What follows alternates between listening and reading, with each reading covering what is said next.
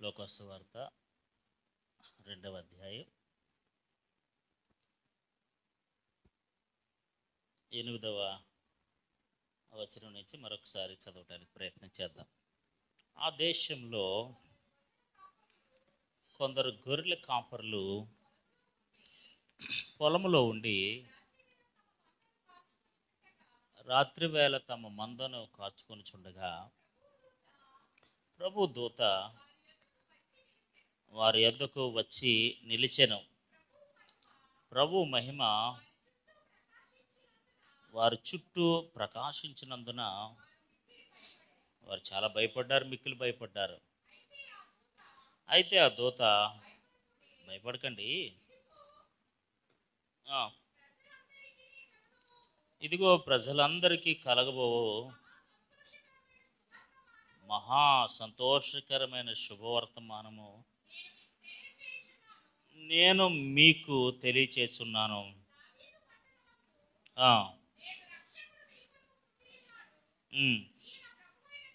ఈయన ప్రభు అయిన క్రీస్తు. చాలండి, ప్రైజ్ ది లార్డ్, హల్లెలూయా. ఇక్కడ మనం నేర్చుకుంటున్న పాఠంలో ఆ దేశంలో కొందరు గొర్రెల కాపరులు. పాత నిబంధన గ్రంథంలో ప్రతి ఒక్కరూ కూడా గొర్రెల కాపరులే. యేసుప్రభు వారు కూడా నేను మంచి గొర్రెల కాపరిని. దేవుడు గొర్రెల కాపరుల పట్ల ఒక ప్రత్యేకమైన ఉద్దేశం కలిగి ఉన్నాడు. ఎందుకు దేవుడు గొర్రెల కాపరుల పట్ల ప్రత్యేకమైన ఉద్దేశాన్ని కలిగి ఉన్నాడంటే, God has seen a different qualities in them. వారిలో ఒక ప్రత్యేకమైన కొన్ని మంచి లక్షణాలు దేవుడు చూశాడు. వారు పెంచే విధానం, వారు పోషించే విధానం, వారు జాగ్రత్త పడే విధానం, వారు సంరక్షించే విధానం, ఇవన్నీ కూడా, ఈ మంచి క్వాలిటీస్ అన్నీ కూడా దేవుడు వారిలో చూశాడు. మనం ప్రారంభం నుంచి చూసుకుంటూ వెళ్తే ప్రతి ఒక్కరూ కూడా గొర్రెల కాపర్లి అనుభవాన్ని కలిగిన వారే. ఆదికాండం 4వ అధ్యాయం 1వ వచనంలో మనం చూసినట్లయితే మొట్టమొదటిగా మనకు ఎవరు కనపడతారంటే హేబేలు కనపడతాడు. 4వ అధ్యాయం 2వ వచనం. తరువాత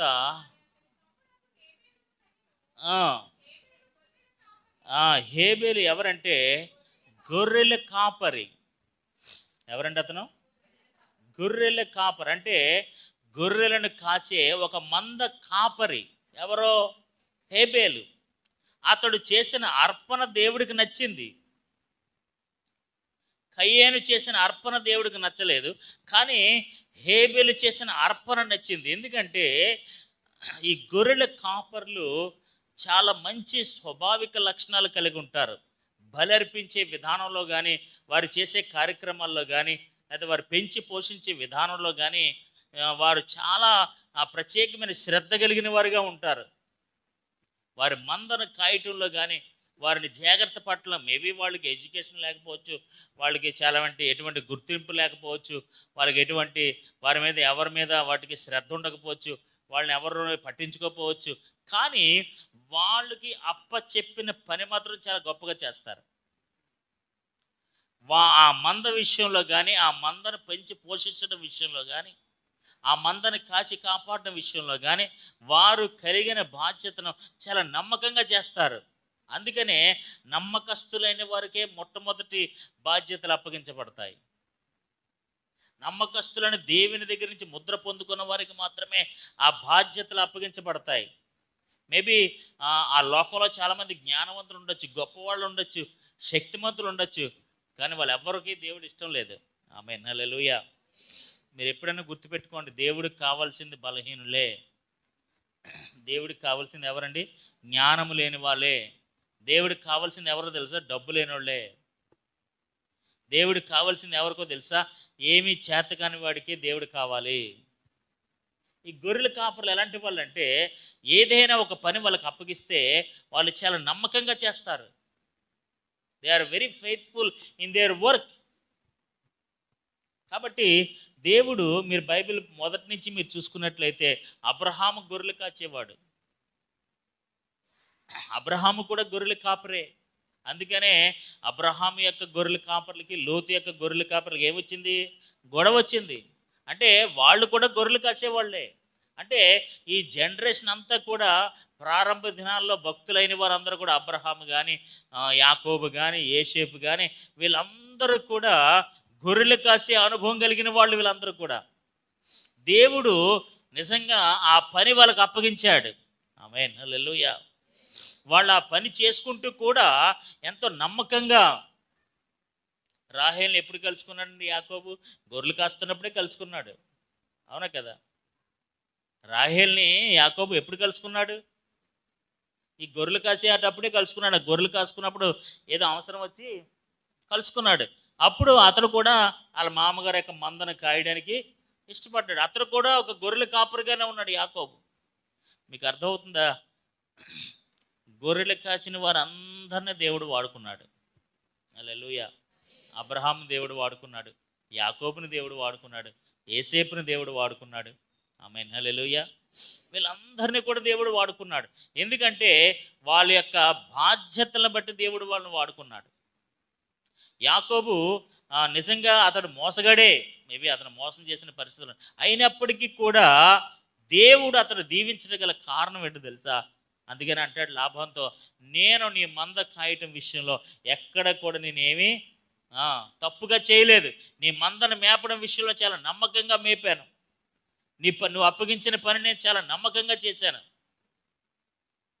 యేసేపు కూడా తన అన్నదమ్ములతో కలిసి మందను మేపినట్టుగా మీరు దేవుని వాక్యంలో చూడగలుగుతారు. చివరి అధ్యాయంలోకి వచ్చేటప్పటికి 46వ అధ్యాయంలోకి, ఆదికాండం 46వ అధ్యాయంలోకి వచ్చేటప్పటికి వీళ్ళందరూ కూడా యేసేపు వీళ్ళందరూ అన్నదమ్ములందరినీ కూడా ఐగుప్తు దేశానికి తీసుకెళ్ళిపోవడానికి కాలం చేసినప్పుడు, ఆదికాండం 46వ అధ్యాయం 31వ వచనం నుంచి చదువుతాం, దయచేసి జాగ్రత్తగా చూడండి. యేసేపు తన సహోదరులను తన తండ్రి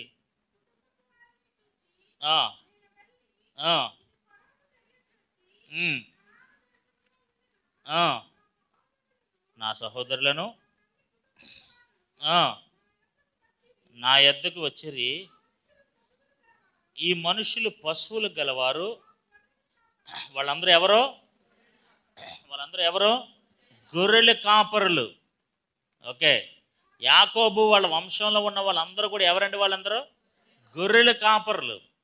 మీకు అర్థమవుతుందా? అంటే అబ్రహాము కాడి నుంచి, యాకోబు కాడి నుంచి, యేసేపు కాడి నుంచి వాళ్ళ సంతానం వీళ్ళందరూ కూడా వాళ్ళ బాధ్యతలు, వారి పనులు ఏంటో తెలుసా?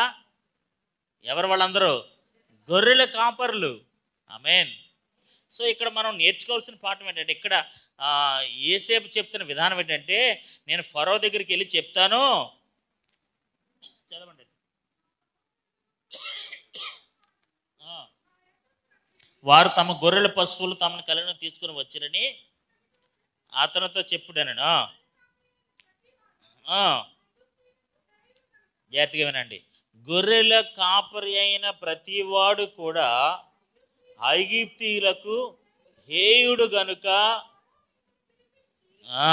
చూడండి, అంటే ఈ గొర్రెలు కాచుకున్న వాళ్ళందరూ కూడా ఐగుప్తులకు ఎలాంటి వాళ్ళు? హేయమైన వారు. కానీ దేవుని దృష్టికి ఘనమైన వాళ్ళు. ఆమేన్, హల్లెలూయా, హల్లెలూయా. ఐగుప్తు అంటే లోకం. ఇప్పుడు లోకపు దృష్టికి ఈ గొర్రెల కాపర్లు కానీ, ఈ గొర్రెలు కాచుకునేవారు కానీ వీళ్ళందరూ కూడా హేయమైన వారే. మేబీ వాళ్ళు ఇప్పుడు అంతరించిపోతున్నారేమో నాకు తెలియదు. మన పూర్వీకులు అబ్రహాం కానీ మన విశ్వాసులకు తండ్రిని చెప్పుకుంటున్న వీళ్ళందరూ కూడా ఎవరో తెలుసా? వాళ్ళు గొర్రెల కాపరులే. వాళ్ళు మందను కాచుకునే వాళ్ళే. వారి మంద పట్ల విశేషమైన శ్రద్ధ కలిగిన వాళ్ళే వాళ్ళందరూ కూడా. మనం వాళ్ళని తక్కువగా చులకనగా చూడడానికి లేదు. దేవుడిని ఘనపరిచిన వాళ్ళని మనం కూడా ఘనపరచాలి. హల్లెలూయా. దేవుడు ఘనంగా ఎంచిన వాడిని మనం కూడా ఘనంగానే ఎంచాలి. వారు లోక దృష్టిలో హేయమైన వారు కానీ దేవుని దృష్టిలో హేయమైన వారు కాదు. ఆమేన్, హల్లెలూయా, హల్లెలూయా. యోబుకి ఎన్ని వందల గొర్రెలు ఉన్నాయంట? యోబుకి ఎన్ని గొర్రెలు ఉన్నాయండి? 14,000 పైన చిలుకు గొర్రెలు ఉన్నాయి ఆయనకి. అంటే గొర్రెలు ఉండటం అంటే వాటిని కలిగి ఉండటం అంటే గొప్ప ఆధిక్యత వాళ్ళకి. మనం ఎలా ఉంటామంటే దేవుని దృష్టిలో అందరినీ దేవుడు కనపరుస్తాడండి. మనం కొన్నిసార్లు కొంతమంది వ్యక్తులను వ్యత్యాసం చూపిస్తాం, కానీ దేవుడు ఎప్పుడు మనుషుల మీద వ్యత్యాసం చూపించడండి. ఆయన ఎవరినైనా కోరుకుంటాడు, ఎవరినైనా పిలుచుకుంటాడు, ఎవరినైనా ఏర్పాటు. మనుషులకి ఏమైన వారు దేవుడికి ఘనమైన వాళ్ళు. హల్లెలూయా. దేవుడు ఒక్కొక్కరికి ఒక బాధ్యతలు ఇచ్చాడు, ఒక్కొక్కరికి ఒక పని ఇచ్చాడు, ఒక్కొక్కరిని ఒక విధంగా పిలుచుకున్నాడు, ఒక్కొక్కరిని ఒక విధంగా ఏర్పాటు చేసుకున్నాడు దేవుడు. అంతేగాని ఆ పని చేసేవాళ్ళు తక్కువ, ఈ పని చేసేవాళ్ళు తక్కువ, వాళ్ళు ఎక్కువ వీళ్ళు తక్కువ అని ఏమీ లేదని. అది మనుషులు సృష్టించింది, దేవుడు సృష్టించింది కాదు. దేవుని దృష్టిలో అందరూ సమానమే. హల్లెలూయా. మనం కూడా దేవుణ్ణి నమ్ముకున్న తర్వాత ఒకరిని ఎక్కువ ఒకరు తక్కువ చూడకూడదు. మన దృష్టిలో అందరూ సమానమే. దేవుడండి ఎవరైతే మీరు ఐగుప్తీయులకి హేయమైన వాళ్ళు మీరు ఇప్పుడు ఏమంటాడంటే ఏసేపు ఏమంటాడంటే, మీరు వాళ్ళ దగ్గర ఉంటానని కానీ మేము సెపరేట్గా ఉంటాం, గోషాన్ అనే పేరే ప్రత్యేకమైన స్థలంలో ఉంటాం, మేము వాళ్ళతో కలిసి ఉండం. ఎందుకంటే ఐగుప్తీయులకి ఈ గొర్రెల కాపులు అంటే మరి రుత్తే గొర్రెల కాపులు వాళ్ళ పని ఏంటి? మీ రుత్తి ఏంటంటే ఏ రుత్తి వాళ్ళదే? గొర్రెలు కాయడమే కదా, మేము గొర్రెల కాపురలే కదా వాళ్ళు. ఇప్పుడు ఐగుప్తు దేరాదిలతో ఏంటి వీళ్ళని తీసుకొచ్చి మా దగ్గర అట్టుకొచ్చావు అంటాడు. వద్దొద్దు, వాళ్ళకి అసలే గొర్రెల కాపరి అంటే చాలా హేయమైన వాళ్ళు, మీరు వాళ్ళ దగ్గర ఉండకండి, మీరు సెపరేట్గా ఉందాం, మన అందరం కూడా సెపరేట్గా ఉందామని వాళ్ళకి సెపరేట్ ప్లేస్ తీసుకొస్తాడు ఏసేపు. ఎందుకంటే వాళ్ళు ఒప్పుకోరు కాబట్టి. దేవునికి స్తోత్రం. హల్లెలూయా. నేనేమంటాను తెలుసా, మనుషుల దృష్టిలో హేయమైన వారు, దేవుని దృష్టిలో ఘనమైన వారు. నేను మనుషులు తృణీకరిస్తే దేవుడు ఎన్నుకుంటాడు. హల్లెలూయా. మనుషులు పట్టించుకోకపోతే దేవుడు పట్టించుకుంటాడు. ఎవరు సహాయం చేయకపోతే దేవుడు సహాయం చేస్తాడు. నువ్వు దేవునికి కావాలి, నువ్వు దేవునికి బహుప్రియమైన వాడివి. హల్లెలూయా. హల్లెలూయా.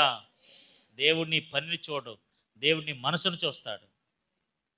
దేవుడిని వస్త్రధారణ చూడు, నీ యొక్క ఈ చదువు డిగ్నిటీ ఇవేం చూడు. దేవుడిని మనసును, నీ విధేయతను, నీలో ఉన్న స్వాభావిక లక్షణాలు దేవుడు చూస్తాడు. మనుషులు మన క్వాలిటీస్ చూస్తారు, దేవుడు అలాంటివి ఏం చూడడం. దేవుడికి ఏమీ అవసరం లేదు. హల్లెలూయా.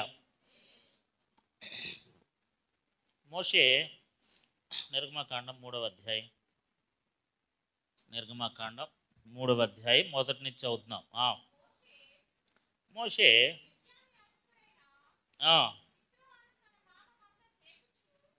మోషే మిద్యాను యాజకుడైన ఇత్రో అను తన మామ మందను మేపుచు ఆ మందను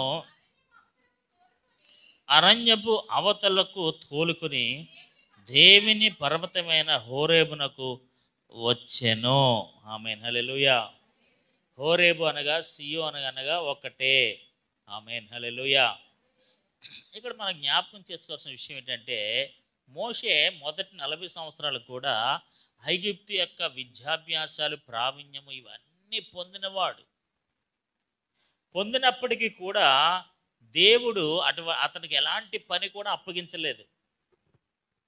ఈజ్ వెరీ టాలెంటెడ్.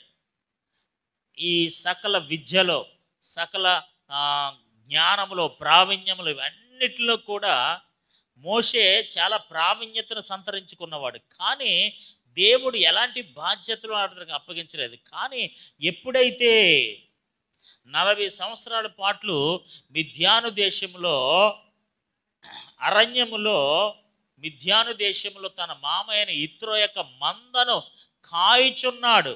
ఎన్ని సంవత్సరాలు కాశాడు? ఎన్ని సంవత్సరాల మందలు మేపాడండి? అంటే 40 సంవత్సరాలు గొర్రెలు కాపరి. ఎన్ని సంవత్సరాలే? 40 సంవత్సరాలు. గొర్రెలు కాసేవాళ్ళకి పెద్ద డిగ్నిఫైడ్ వస్త్రాలు ఏమి ఉండవండి. అరణ్యంలోకి వెళ్ళిపోతే ఎప్పుడు వెళ్తారో తెలియదు, ఎప్పుడు వస్తారో తెలియదు.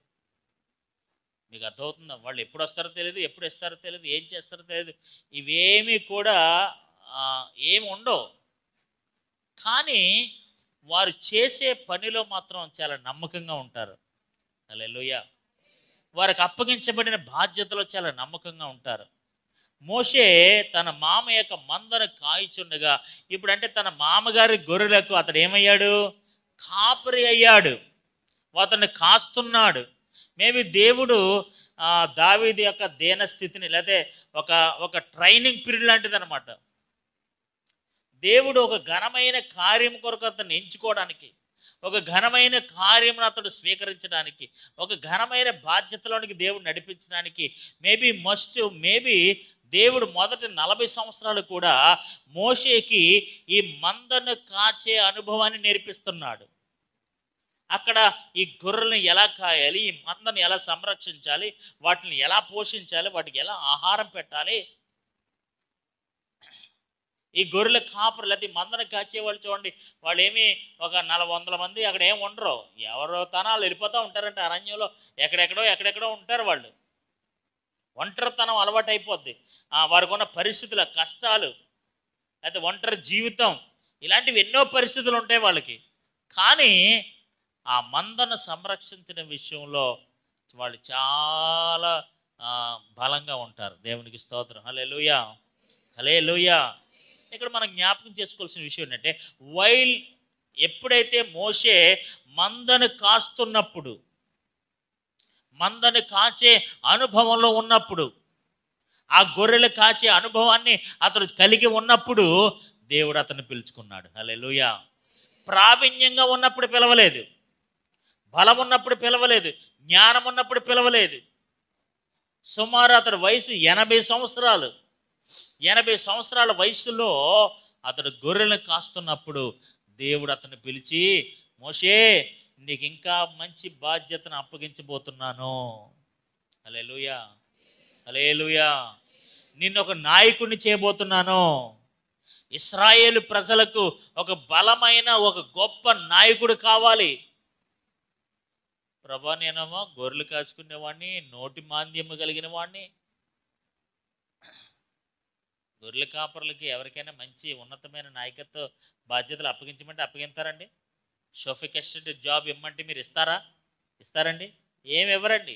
వాళ్ళ వృత్తిని బట్టి, వాళ్ళ పనిని బట్టి మనం చాలా చులకనగా చూస్తాం. వాళ్ళు చేసే పనిని బట్టి, అయితే వాళ్ళు కలిగి ఉన్న వర్గాన్ని బట్టి, వాటిని బట్టి మనం చాలా తేలిగ్గా చూస్తాం. దేవుడు ఎప్పుడు కూడా అలా చూడండి. ఆమేన్, హల్లెలూయా. దేవుడు వారిలో ఉన్న నమ్మకత్వాన్ని చూస్తాడు, వారిలో ఉన్న ధైర్యాన్ని చూస్తాడు, వాళ్ళలో ఉన్న విశ్వాసాన్ని చూస్తాడు, వాళ్ళలో ఉన్న పట్టుదలను చూస్తాడు, వాళ్ళలో ఉన్న క్రమశిక్షణను చూస్తాడు, వాళ్ళలో ఉన్న విధేయతను చూస్తాడు, వాళ్ళలో ఉన్నటువంటి ఆ నమ్మకమైన విధానాన్ని చూస్తాడు. సింహం వస్తే ఏ విధంగా కాపాడతారు, ఎలుగుబంటి వస్తే ఏ విధంగా కాపాడతారు, ఎవరైనా దుష్టుడు వస్తే, ఎవరైనా దొంగ వస్తే, ఎవరైనా పట్టుకోడు వస్తే వాళ్ళు ప్రాణాలకు తెగించి సహితం ఆ గొర్రెలను వాళ్ళు కాపాడతారు. పోతే పోయింది, 2 గొర్రెలు నా పానం కన్నానట్టు అనుకోరు వాళ్ళు. సింహం నోట్లతో మనకి ఎందుకు, ఎలుగుబంటితో మనకి ఎందుకు, ఆ శత్రువుతో మనకి ఎందుకు, ఈ శత్రువుతో మనకి ఎందుకు? నో. నైట్ టైం వాళ్ళు ఎప్పుడు పడుకోరు, శ్రద్ధగా పడుకోరు. ఎందుకంటే ఏ దుష్టుడు వస్తాడో, ఏ హంస ఎవరు వస్తారో, గొర్రెలను పట్టుకెళ్ళిపోతారో, మధ్యలో దాహం అంటే ఏమో, మధ్యలో మేత అంటే ఏమో, వాళ్ళకి ఆకలేస్తుందేమో అని చెప్పి బహు శ్రద్ధ కలిగిన వారే ఉంటారు. ఈ రోజున గొర్రెల కాపరులు దేవుడు ఎన్నుకున్నాడంటే వాళ్ళ పై రూపాన్ని చూసి కాడు, వారి అంతరంగాన్ని చూసి దేవుడు ఎన్నుకున్నాడు. హల్లెలూయా. వారి పై రూపాన్ని దేవుడు చూడలేదు. పై రూపాన్ని చూస్తే వాళ్ళు హేయమైన వాళ్ళే, పై రూపాన్ని చూస్తే వాళ్ళు అన్ఎడ్యుకేటెడ్ మ్యాన్, పై రూపాన్ని చూస్తే వాళ్ళకి ఎటువంటి అర్హత లేని వాళ్ళే, పై రూపాన్ని చేస్తే ప్రజల్లో కానీ, దేశంలో కానీ, సమాజంలో కానీ ఎవ్వరు కూడా వారిని గౌరవించరు. వాళ్ళ వస్త్రధారణ బట్టి కూడా గౌరవించరు, వాళ్ళ విధానాన్ని చేసే పనిని బట్టి ఎవరు గౌరవించరు. కానీ దేవుడు వారిని పిలుస్తున్నాడు. హల్లెలూయా. దేవుడు వారికి ప్రత్యక్షం అవుతున్నాడు. దేవుని దూతలు వాళ్ళ దగ్గరికి వస్తున్నాయి, దేవుని యొక్క ఉన్నతమైన బాధ్యతలు వాళ్ళ దగ్గరికి వస్తున్నాయి, దేవుని యొక్క ఘనమైన కార్యాలు దేవుడు వాళ్ళ ద్వారానే దేవుడు చేయించుకుంటున్నాడు. హల్లెలూయా, హల్లెలూయా. ఇప్పుడు మోషే దగ్గరికి ఎవరు వచ్చారు తెలుసా? ఇత్రో తన మందరం ఆచుండగా ఆ పొద నడిమిని అగ్ని జ్వాలలో యెహోవా దూత అతనికి ప్రత్యక్షమై, ఆమేన్, హల్లెలూయా. దేవుని యొక్క దూత, the Angel of the lord, దేవుని యొక్క దూత అతనికి ప్రత్యక్షమైందట. మోషే, ఇప్పుడు నో మోర్, నువ్వు గొర్రెల కాపరులు కాదు, నువ్వేంటో తెలుసా? ఇశ్రాయేలును పరిపాలించుకోయే గొప్ప కాపరివి. హల్లెలూయా. ఇంకో విషయం చెప్పమంటారు, యేసు ప్రభు కూడా కాపరే. ఆమేన్. మనం కూడా గొర్రెలు లాంటి వాళ్ళమే. హల్లెలూయా, హల్లెలూయా, హల్లెలూయా. నేను అందుకని యోహాను సువార్త 10:11 నేను మంచి గొర్రెల కాపరిని అంటారు యేసుప్రభు వారు. I'm a good shepherd. నేను మంచి గొర్రెల కాపరిని. ఆయన గొర్రెల కాపరులుగా ఆయన పోల్చుకున్నందుకు ఆయన సిగ్గుపట్ల. ఎందుకంటే అది పైకి తక్కువగా కనపడదు, కానీ లోపల ఉన్న బాధ్యత మాత్రం చాలా గొప్పది. హల్లెలూయా. పైకి పైరూపానికి చాలా తక్కువగా కనపడదు, కానీ అది లోపల వాళ్ళు చేసే పని చాలా దైవికమైన పని. అది పరలోక సంబంధమైన పని. అనేకుల్ని నడిపించే పని, అనేకుల్ని కాచే పని, అనేకుల్ని పోషించే పని. ఇప్పటి వరకు మోషే 40 సంవత్సరాలు గొర్రెలు కాచాడు. ఇప్పుడు నుంచి ఎవరిని కాయాలి తెలుసా? మనుష్యుల్ని కాయాలి. హల్లెలూయా, హల్లెలూయా. మోషేని ఎప్పుడు పిలుచుకున్నాడో తెలుసా? వైల్ హీ వాస్, అతడు గొర్రెలను కాయిచున్నప్పుడు, మందను కాయిచున్నప్పుడు, ఆ గొర్రెల కాపరి పనితత్వాన్ని కలిగి ఉన్నప్పుడు మోషేని దేవుడు పిలుచుకున్నాడు. హల్లెలూయా. మోషే ఎన్నో వంకలు చెప్పాడు. ప్రభా, నేను నోటి మాంద్యము కలిగిన వాడిని, నాకు సరిగ్గా మాటలు రావు, నేను సరిగ్గా మాటలు రానివాడిని, నేను ఏదో గొర్రెలు కాసుకుంటున్నాను ఇక్కడ ఈ మిద్యాను దేశంలో, మా మామగారు మంద నేను కాసుకుంటున్నాను, ఏదో ఈ పని చేసుకుంటున్నాను, నాకు ఎందుకు ప్రభు ఇంత పెద్ద బాధ్యతలు? దేవునికి స్తోత్రం. హల్లెలూయా. బాబు మీరే మొదట వెళ్ళి, ఆ యేసు ప్రభు వారు పుట్టారట, ఫస్ట్ మీరే వెళ్ళి చూడాలి. ఎందుకంటే బాబు మేము చూడడం చాలామంది ఉన్నారు, ముందు వాళ్ళని పంపించండి. లేదు లేదు, దేవుడు మిమ్మల్ని ఫస్ట్ వెళ్ళమంటున్నాడు. దేవునికి స్తోత్రం. హల్లెలూయా. ఆ ఫస్ట్ అవకాశం మీకేనట, ఆ ఫస్ట్ ధన్యత మీకేనట, ఆ ఫస్ట్ ప్రయారిటీ మీకేనట. ఆమేన్. హల్లెలూయా. ఇశ్రాయేలు ప్రజలను నడిపించడానికి, ఎక్కడికి నడిపించడానికి తెలుసా? పాలు తేనెలు ప్రవహించే ఆయన వాగ్దానపు దేశానికి నడిపించడానికి ఒక గొర్రెల కాపరిని దేవుడు ఎన్నుకున్నాడు. హల్లెలూయా, హల్లెలూయా. గొర్రెల కాపరి ఇశ్రాయేలు ప్రజలకి గొప్ప నాయకుడయ్యాడు. ఆమేన్. హల్లెలూయా. ఒక గొర్రెలు కాసుకున్న వ్యక్తిని దేవుడు ఒక దేశానికి, ఒక ప్రజలకు గొప్ప నాయకుడిని చేశాడు. ఎలాంటి నాయకుడు అంటే మామూలు నాయకుడు కాదు. బైబిల్ చరిత్రలో గ్రేటెస్ట్ ఎవర్ లీడర్. ప్రపంచ చరిత్రలో, బైబిల్ చరిత్రలో గొప్ప నాయకుడు ఎవరైనా ఉన్నారంటే అది మోషే ఒక్కడే. ఈ గొర్రెలు కాచుకునే, ఈ మందను కాచుకున్న మోషేకే దేవుడు ప్రత్యక్షమయ్యాడు. ఆయన ధర్మశాస్త్రాన్ని ఇచ్చాడు, ఆయన చూచే అనుభవాన్ని ఇచ్చాడు. ఆమేన్. ఎన్నో అనుభవాలు ఇచ్చాడు. ఇశ్రాయేలు ప్రజలను నడిపించే ఆధిక్యత ఇచ్చాడు. ఎవరికో తెలుసా? మందను కాచుకుంటున్న మోషేకి. హల్లెలూయా, హల్లెలూయా. దేవుడు తన బాధ్యతలు అప్పగించాలంటే ఏ సంస్థ నాయకులకో, గొప్ప గొప్ప ప్రావీణ్యులకో, తెలివైన వాళ్ళకో, జ్ఞానవంతులకో, లేకపోతే గొప్ప గొప్ప వాళ్ళకో దేవుడు తన పని అప్పగించడండి. ఆయన విధానాలు చాలా డిఫరెంట్గా ఉంటాయి. హల్లెలూయా. ఏమీ రాని వాడిని తీసుకొచ్చి సింహాసనం మీద కూర్చోబెడతారు దేవుడు. హల్లెలూయా, హల్లెలూయా. ఎందుకంటే దేవుడు అతడికి తోడుగా ఉంటాడు. దేవుడు అతని చేతులకు శక్తిని ఇస్తాడు. దేవుడు తన నోటికి శక్తిని ఇస్తాడు, తన కాళ్ళకు శక్తిని ఇస్తాడు. God himself gives the power. ఇంకా నో మోర్ నువ్వు గొర్రెలు కాచుకునేవాడు కాదు. ఇప్పుడు ఎవరో తెలుసా? ఇశ్రాయేలు ప్రజలు నడిపించే గొప్ప నాయకుడివి. హల్లెలూయా, హల్లెలూయా.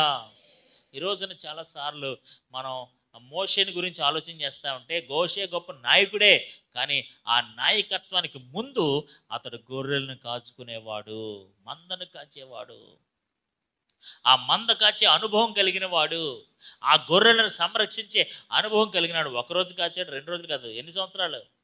40 సంవత్సరాలు. హీ వాస్ 40 సంవత్సరాలు అతడు తన మామగారి యొక్క మందను కాస్తూనే ఉన్నాడు.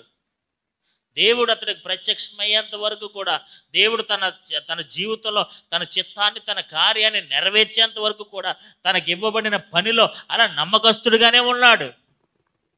కొన్నిసార్లు మన కంగారు ఎక్కువ. త్వరగా దేవుడు మనల్ని దీవించేయాలి, త్వరగా దేవుడు మనల్ని హెచ్చించేయాలండి. మనకేం కంగారు ఉండకూడదండి. మీకు ఏ పని అయితే, చిన్న పనో పెద్ద పనో, మీకు అప్పగించబడిన పనిలో నమ్మకంగా ఉంటే దేవుడే మిమ్మల్ని ఏదో రోజున పైకి తీసుకెళ్తాడు. హల్లెలూయా. యవనస్తులకి ఎక్కువ కంగారు ఉండకూడదు. చిన్న పనో పెద్ద పనో ఫస్ట్ నమ్మకంగా చేయండి. ఫెయిత్ఫుల్గా చేయండి, యథార్థంగా చేయండి. ఇది నా మంద కాదు, ఇది మా మాంగారు మంద, నేను ఎంతకాలం చేసినా వెట్టి సేకరియే అని అనుకోకూడదు. దేవుడు ఒకరోజు నేను తీసుకుంటాడు, నిన్ను అక్కడే ఉంచాడు. ఖచ్చితంగా దేవుడు ఒక ఘనమైన స్థానానికి మనల్ని తీసుకెళ్తాడు. ఆ ఘనమైన స్థానానికి తీసుకెళ్ళేంత వరకు కూడా మనం ఏం చేయాలంటే ఆ పనిలో నమ్మకంగా ఉండాలి. హల్లెలూయా. గొర్రెలు కాయటం అనేది చాలా చాలా కష్టమైన పనే. ఎందుకంటే అవి మన మాట ఏమో అర్థం అవుతుందండి వాళ్ళకి. రెండు రెండు కూర్చోనంటే వచ్చి కూర్చుని ఏంటి ఒకటి అలా పోతుంటుంది, ఇలా పోతుంటుంది. దేవునికి స్తోత్రం. హల్లెలూయా. మోషేని దేవుడు ఘనంగా దీవించడానికి గల కారణం ఏంటో తెలుసా? అతడు మందను కాచినప్పుడు చాలా నమ్మకంగా కాచాడు. మరి ఎన్ని గొర్రెలు, కొన్ని వేల గొర్రెలు ఉండేవండి. ఒకటా రెండా కొన్ని వేల వందల గొర్రెలు ఉండేవి. అవన్నిటిని కాపాడడం అంటే ఎంత ఎక్సర్సైజ్, ఎంత ఫిట్నెస్గా ఉండాలి, ఎంత పరుగులు పెట్టాలి, వాళ్ళతో కనిపెట్టుకొని చూసుకోవాలి, ఎక్కడ పారిపోకుండా చూసుకోవాలి, ఎక్కడికి చెదిరిపోకుండా చూసుకోవాలి. మళ్ళీ సాయంత్రానికి మందకు గృహానికి చేర్చాలి, మళ్ళీ పొద్దున తోలుకెళ్ళాలి. ఎంత ఎక్సర్సైజ్ అనుకుంటున్నారు? ఈ అన్ని పనులు కూడా చాలా నమ్మకంగా చేశాడు. హల్లెలూయా. అందుకని దేవుడు ఆ పనిలో ఉండగానే దేవుడు గొప్ప నాయకుడిని చేశాడు. హల్లెలూయా. ఈరోజు గొర్రెల కాపరి ఇశ్రాయేలు ప్రజలకు నాయకుడు అయిపోయాడు. హల్లెలూయా, హల్లెలూయా. ఇశ్రాయేలు ప్రజలను నడిపించే ఒక గొప్ప నాయకుడు. అతను ఎంత గొప్ప స్థాయికి దేవుడు తీసుకెళ్ళాడంటే ఫరోతో మాట్లాడి ఆధిక్యత ఇచ్చాడు. హల్లెలూయా. వెళ్ళి ఐగుప్తు దేశపు ఫరోతో మాట్లాడుతున్నాడు. దేవుని పక్షంగా వెళ్ళి ఫరోతో మాట్లాడటం అంటే మామూలు విషయం కాదు. అలాంటి ఫరో దగ్గరికి వెళ్ళి ధైర్యంగా మాట్లాడుతున్నాడు. అంత ధైర్యం ఎలా వచ్చిందో తెలుసా? దేవుడు అతను నిలబెట్టాడు. దేవునికి స్తోత్రం కలుగును గాక. హల్లెలూయా, హల్లెలూయా. గొర్రెలు కాచుకునే మోషేని దేవుడు గొప్ప నాయకుడు చేశాడు. రెండవదిగా మనం చూసినట్లయితే దావీదు గురించి మనందరికీ తెలుసు. మొదటి సమూయేలు రాసిన గ్రంథం 16వ అధ్యాయం 11వ వచనం. నీ కుమారులందరూ కూడా ఇక్కడ ఉన్నారా అని యెషయాను అడగగా,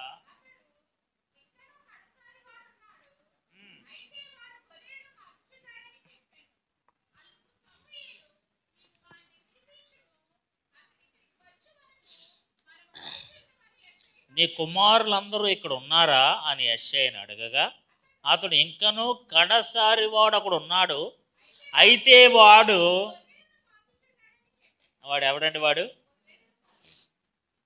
ఎవడండి? వాడు గొర్రెలు కాసేవాడు. ఇప్పుడు ఇశ్రాయేలు ప్రజలకి రాజు కావాలని రాజుగారిని సెలెక్ట్ చేసే పనిలో ఉన్నారు. రాజుగారిని సెలెక్ట్ చేయాలంటే ఎవరిని సెలెక్ట్ చేయాలి? ఏమంటే రాజుగారిని సెలెక్ట్ చేయాలంటే ఎవరిని సెలెక్ట్ చేయాలి? హైట్ ఉండాలి, పర్సనాలిటీ ఉండాలి, అంటే అందచందాలు ఉండాలి, ఆ అపీరెన్స్ ఉండాలి. ఇలా చూడగానే రాజులా ఉన్నాడు రా అని అనిపించాలి. అవునా కదా? కానీ సమూయేలుకి ఈ క్వాలిటీస్ ఏమి కనిపించట్లేదు. దేవుడు ఎవరిని ఒప్పుకోవట్లేదు, ఎవరిని అంగీకరించట్లేదు. ఇంకా సమూయేలుకు డౌట్ వచ్చింది, నేను రైట్ ప్లేస్గా వచ్చానా, రైట్ ఫ్యామిలీ దగ్గరికి వచ్చానా? అసలు ఏంటంటే చివరికి అడిగాడు, ఇంకెవరైనా ఉన్నారండి అని అడిగితే, ఒకడు కరసాడు ఉన్నాడండి, వాడు ఏం చేస్తాడు తెలుసా? గొర్రెల్ని కాస్తాడండి. వాడు దేవుడికి వాడే కావాలి. హల్లెలూయా. ఆ గొర్రెలు కాచేవాడే దేవుడికి కావాలి. ఎందుకు కావాలి తెలుసా? ఇశ్రాయేలు ప్రజలు ఒకడు రాజు కావాలి. ఆ గొర్రెలు కాచేవాడే ఇశ్రాయేలు ప్రజలకి రాజు. ఆమేన్. ఆడే ప్రజలను బాగా పరిపాలన చేస్తాడు. ఎలా పరిపాలన చేస్తాడు ప్రభు? అసలు ఈ గొర్రెలు కాచుకునేవాడు ఇశ్రాయేలు ప్రజలకి న్యాయం ఎలా చెప్తాడు? ఇశ్రాయేలు ప్రజలకి పరిపాలన ఎలా చేస్తాడు? వాళ్ళు ఎలా నడిపిస్తాడు? వాళ్ళకి ఎలాంటి న్యాయ తీర్పులు తీరుస్తాడు? ఏంటి అసలు? క్వాలిటీస్ లేవు, క్వాలిఫికేషన్ లేవు, అర్హత లేదు, ఏమీ లేదు. How can? అవన్నీ నువ్వు చూస్తావేమో, నేను అవేమీ చూడనంటాడు దేవుడు. నువ్వు పై రూపాన్ని చూస్తావు, నేను అంతరంగాన్ని చూస్తాను. అతడు తన మంద పట్ల ఎంత బాధ్యత కలిగిన వాడో తెలుసా? ఒకరోజు సింహం వచ్చింది, సింహపు నోటి నుంచి ఆ గొర్రెలన్నింటినీ కాపాడాడు. ఒకరోజు ఎలుగుబంటి వచ్చింది, ఆ ఎలుగుబంటి అన్నిటి నుంచి కూడా అతడు కాపాడాడు.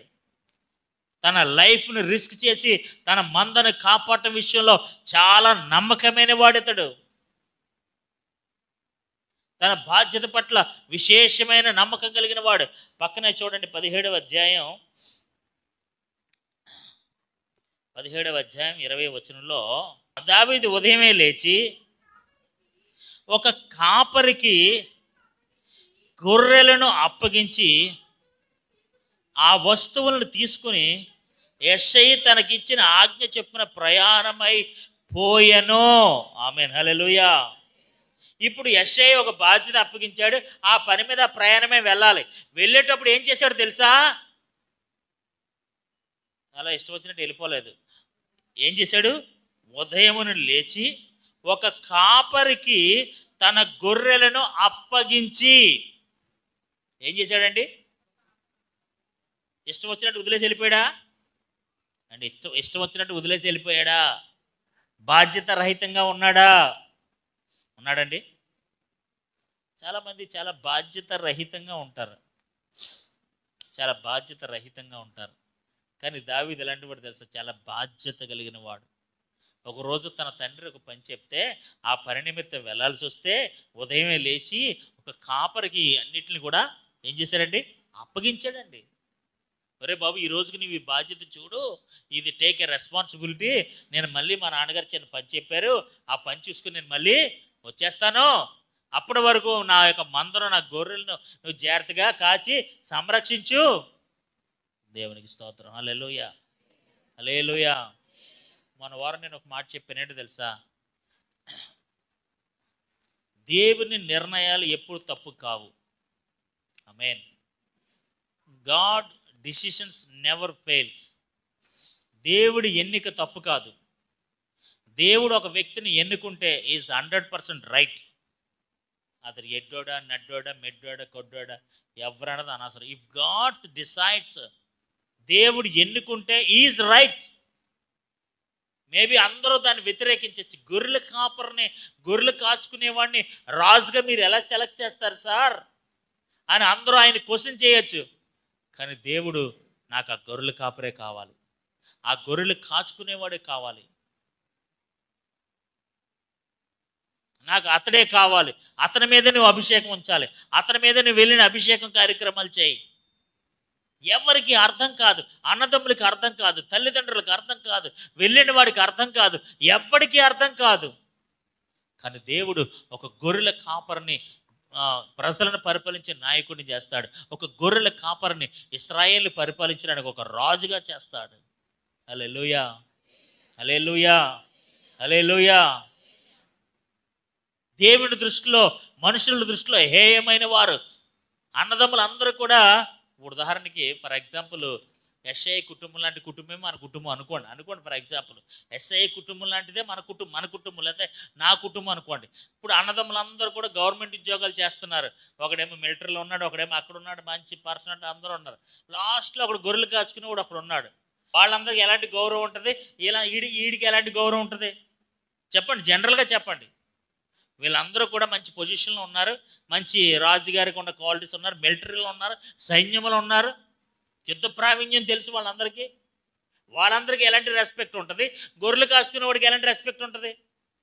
ఇప్పుడు రాజుగా సెలెక్ట్ చేయడానికి వచ్చానంటే వీళ్ళందరినీ చూపిస్తున్నారు, కానీ అసలు దావీదుని చూపించాడా? చూపించలేదే. ఎందుకంటే గొర్రెలు కాచుకునేవాడు రాజుగా పనికిరాడని వాళ్ళ అండర్స్టాండింగ్. గొర్రెలు కాచుకునేవాడు దేశాన్ని పరిపాలించే ఒక నాయకుడు అవ్వలేడని వాళ్ళ అండర్స్టాండింగ్. దేశాన్ని పరిపాలించే ఒక రాజు అవ్వలేడని ఒక అండర్స్టాండింగ్. దేవుడు ఆ అండర్స్టాండింగ్లన్నీ కొట్టేస్తాడు. హల్లెలూయా, హల్లెలూయా, హల్లెలూయా. అవన్నీ కొట్టేస్తాడు దేవుడు. ఆడే నాకు కావాలంటాడు. ఇంకా ఆయనే కావాలంటే మనం ఏం చేస్తాం? దేవదూతల దగ్గరికి వెళ్ళి, బాబు మీరు వెళ్ళి గొర్రెలుగా, వాళ్ళ దగ్గరికి ఎందుకు ప్రభా, మీరు వెళ్ళండి, ముందే ఆ గుడ్ న్యూస్ వెళ్ళి వాళ్ళకే చెప్పండి, ఆ శుభవర్తమానం ఫస్ట్ వాళ్ళకే చెప్పండి. ఫస్ట్ వాళ్ళే నన్ను దర్శించాలి, వాళ్ళే నన్ను వచ్చి చూడాలి, వాళ్ళే దేవుని స్తుతించాలి, నాకు వాళ్ళే కావాలి అని దేవుడు కోరుకుంటే ఇంక నువ్వు నేను మనం ఏం చేస్తాం? దేవుడు ఎన్నిక ఎప్పుడు తప్పు కాదు. హల్లెలూయా. దేవుడు ఎన్నుకున్నాడంటే 100% రైట్.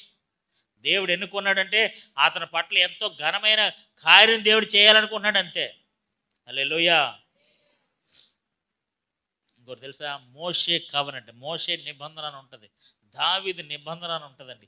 ఈ గొర్రెల కాపర్ల నుంచి దేవుడు ఒక నిబంధనే స్థిరపరిచేశాడండి, ఒక నిబంధనే స్థిరపరిచేశాడండి. ఇప్పుడు ఈ అన్నదమ్ములకు అందరికీ వచ్చే గౌరవం ఈ గొర్రెలు కాచుకునేవాడికి వస్తుందండి? రాదండి. కానీ దేవుడు అతను గౌరవిస్తున్నాడండి, దేవుడు అతను అభిషేకిస్తున్నాడండి. హల్లెలూయా. ఎక్కడో అరణ్యంలో ఉన్నాడండి, ఎక్కడో గొర్రెలు కాచుకుంటున్నాడండి, ఎవరు అతన్ని పట్టించుకోవట్లేదండి, ఎవరు అతను లెక్క చేయట్లేదండి. మనుషులు రిజెక్ట్ చేసిన దేవుడు అతను గొప్పవాడిని చేస్తాడు. మీరు ఎప్పుడైనా బిడ్డలారా, ప్రియమైన దేవుని బిడ్డలారా, మీ పిల్లల విషయంలో ఎప్పుడు మీరు తక్కువగా చూడకండి. దేవుడు వాళ్ళని కనపరుస్తాడు. ఆమేన్. దేవుడు వారికి ప్రత్యేకమైన జ్ఞానాభిషేకాలు ఇస్తాడు. దేవుడు వారు ఉన్నతమైన స్థితిలో పెడతాడు. ఖచ్చితంగా వాడుకుంటాడు. ఖచ్చితంగా ప్రత్యేకమైన తలాంతి ఇచ్చి వాళ్ళని వాడుకుంటాడు. మీరు చేయాల్సింది ఏంటంటే వాళ్ళు నమ్మకంగా ఉండడాలని ప్రార్థన చేయడమే. నమ్మకస్తులైన వారికి మెండైన దీవెనలు కలుగుతాయి. దావీదు చాలా నమ్మకస్తుడు. తన మందను కాయటంలో ఈజ్ వెరీ ఫెయిత్ఫుల్. సింహం వచ్చినా భయపడ్డా, ఎలుగుబెట్టి వచ్చినా భయపడ్డా, తన మందను కాయటంలో ఈజ్ ద నెంబర్ 1. హల్లెలూయా, హల్లెలూయా, హల్లెలూయా. అలాంటి వాడిని తీసుకొచ్చి దేవుడు ఏం చేశాడు తెలుసా? సింహాసనం మీద కూర్చోబెట్టాడండి. It's not easiest thing. సింహాసనం మీద కూర్చోబెట్టడం అంటే అసలు ఎవరి తరం చెప్పండి? సింహాసనం మీద కూర్చోవడం అంటే, ఇప్పుడు ఒకసారి గొర్రెలు కాసుకునేవాడు సింహాసనం మీద కూర్చుంటే ఎలా ఉంటుంది అసలు? ఆ ప్రోటోకాల్ ఎలా ఉంటుంది చెప్పండి బాబు? తెలుసా మీకు? CM protocol, PM protocol, king protocol తెలుసా మీకు? ఎదురు ఎంతమంది పరిగెడతారు, వెనకాల ఎంత పరిగెడతారు, ఎన్ని రథాలు ఉంటాయి, ఎంతమంది సెక్యూరిటీ ఉంటారు, అసలు రాజు దగ్గర ఏగాలను ఇస్తారా? ఎక్కడో అరణ్యంలో గొర్రెలు కాచుకున్న వాడికి ఇప్పుడు సీఎం సెక్యూరిటీ, అంత సెక్యూరిటీ, ఎదరు రథాలు, వెనక రథాలు, అయ్యి బాబాయ్ బ్యాండ్ మేళం, బ్రోర్లు, బాబు రాజుగారు వస్తున్నారు అని పెద్ద ఆర్భాటం. వాళ్ళ అన్నదమ్ములు సహితం ఎట్టుకుని నిలబడాల. దేవునికి స్తోత్రం, హల్లెలూయా. మనుషులు హేయగా చూసేవారిని దేవుడు ఘనంగా ఎంచుతాడు. హల్లెలూయా. మనుషులు తక్కువగా చూసిన వారిని దేవుడు ఘనపరుస్తాడు. మనుషులు ఎవరు మనల్ని ఎలా చూసినా సరే మనం ఎప్పుడు బాధపడకూడదు. ఆమోసు రాసిన గ్రంథం 7వ అధ్యాయం, ఆమోసు గ్రంథం 7వ అధ్యాయం 14-15 వచనాలు. అందుకు ఆమోసు అమధ్యతో ఇట్లనెను, నేను ప్రవక్తనైనను కాను, ప్రవక్త అయిన శిష్యుని కూడా కాను, కానీ పశువుల కాపరినై మేడు పండ్లు ఏరుకొని వాడను. నా మందను నేను కాచుకొని చుండగా యెహోవా నన్ను పిలిచి, నీవు పోయి నా జనులకు ఇశ్రాయేలుకు ప్రవచనము చెప్పినని నాతో సెలవిచ్చెను. హల్లెలూయా. మీకు అర్థమవుతుందా? నేను ఎవరిని కాను? నేనేమో ప్రవక్త కుటుంబం నుంచి రాలేదండి, లేదా నేను ప్రవక్త గారిని అసిస్టెంట్ని ఏమీ కాదండి. నేను ఎవరినో తెలుసా? పశువుల కాపు నా మందను నేను కాచుకొని చుండగా. ఆమేన్, హల్లెలూయా, హల్లెలూయా. నేను ఎవరినండి? ఆమోస్ ఎవరట? ప్రవక్త కాదు, కానీ ప్రవక్తగా దేవుడు ఎన్నుకొని ఎన్ని అధ్యాయాలు రాయించుకున్నాడండి? దేవునికి స్తోత్రం, 9 అధ్యాయాలు రాయించుకున్నాడు. హల్లెలూయా. అసలు ప్రవక్తకు ఉండాల్సిన క్వాలిటీస్ ఉన్నాయా? నాయకుడు ఉండాల్సిన క్వాలిటీస్ ఉన్నాయా? రాజుగారికి ఉండాల్సిన క్వాలిటీస్ ఉన్నాయా? ప్రవక్త గారికి ఉండాల్సిన క్వాలిటీస్ ఉన్నాయా? నాయకుడికి ఉండాల్సిన క్వాలిటీస్ లేవు, రాజుగారికి ఉండాల్సిన క్వాలిటీస్ లేవు, ప్రవక్తకు ఉండాల్సిన క్వాలిటీస్ లేవు, ఏమీ లేవు. కానీ ఆ మంద కాసేవాడే నాయకుడిగా కావాలట, ఆ మంద కాసేవాడే రాజుగా కావాలట, ఆ మంద కాసేవాడే ప్రవక్తగా కావాలట. ఎంత గొప్ప పిలుపండి. దేవునికి స్తోత్రం, హల్లెలూయా, హల్లెలూయా, హల్లెలూయా. అమధ్యతో చెప్తున్నాడు, నేను పశువుల కాపురనై మేడి పండ్లు ఏరుకొని వాడను. నేను గొర్రెలు కాచుకునేవాడినండి, మందను కాచుకునే గొర్రెలు కాపురనండి. కానీ నా మందను నేను కాచుకొని చుండగా దేవుడు నన్ను పిలిచాడు. హల్లెలూయా. God has called me. ఈ మందను కాచుకునేవాడిని, ఈ గొర్రెలు కాచుకునేవాడిని ఆయన నన్ను, దేవుడు నన్ను పిలిచాడు. చెప్పి ఏం చేశాడు తెలుసా? వెళ్ళి జనాంగానికి ప్రవచనం చెప్పన్నాడు. హల్లెలూయా, హల్లెలూయా. నీవు పోయి జనులకు, ఇశ్రాయేలు వారికి ప్రవచనము చెప్పమని నాతో సెలవిచ్చెను. ఇప్పుడు ఆమోస్ ఎవరో చెప్పండి? దేవుని యొక్క ప్రవక్త. ఆమేన్. అతడు ఎవరు ముందు? అతను ముందు ఎవరండి? గొర్రెలు కాచుకునేవాడు. అతడు మందను కాచుకునేవాడు. అతనికి ఏ అర్హతలు లేవు, ఏం క్వాలిటీస్ లేవు, క్వాలిఫికేషన్ లేవు. మోషేకి ఎటువంటి క్వాలిటీస్ లేవు, దావీదుకి ఎలాంటి క్వాలిటీస్ లేవు. కీర్తన గ్రంథంలో అంటే అద్భుతంగా మాట్లాడతాడండి. ఇందాక మీకు కీర్తన గ్రంథం ఆ మాట చదవండి ఒకసారి. కీర్తన గ్రంథం 78వ కీర్తన, 78వ కీర్తన 70వ వచనం. 78వ కీర్తన 70వ వచనం. 78వ కీర్తన 70వ వచనం. తన దాసుడైన దావీదును కోరుకుని, తన దాసుడైన దావీదును అతను కోరుకున్నాడు. గొర్రెల దొడ్లలో నుండి అతను పిలిపించాను. పాడి గొర్రెలను వెంబడించటం మాన్పించి తన ప్రజలను యాకోబును, తన స్వాస్థ్యమైన ఇశ్రాయేలును మేపుటికై అతన్ని రప్పించెను. అతడు యథార్థ హృదయం కలిగిన వాడై వారిని పరిపాలించాను. కార్యములందు నేర్పరి అయి వారిని నడిపించాను. హల్లెలూయా. ఎక్కడి నుంచి పిలిచాడటండి? గొర్రెల దొడ్లలో నుండి అతన్ని పిలిపించాను. పాడి గొర్రెలను వెంబడించటం మాన్పించాడు. అబ్బాయి, ఇంక నువ్వు గొర్రెలు కాయాల్సిన పని లేదు, నేను మనుషులు కాసే నాయకుడిగా చేస్తానురా. నా ఇశ్రాయేలు అయిన స్వాస్థ్య భాగాన్ని వాళ్ళని పరిపాలించడానికి, వాళ్ళని నడిపించడానికి, వాళ్ళకి న్యాయం తీర్చడానికి, సింహాసనం మీద కూర్చుని వాళ్ళని పరిపాలించడానికి నిన్ను గొప్ప స్థానంలో నిలబడతానని గొర్రెలు కాచుకునే వారిని దేవుడు తీసుకొచ్చి సింహాసనం మీద కూర్చోబెట్టాడు. హల్లెలూయా. నేను మూడు విషయాలు మీకు చెప్పాను.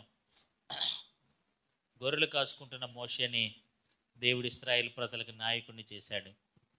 గొర్రెలు కాచుకుంటున్న దావీదుని దేవుడు ఒక రాజుని చేశాడు.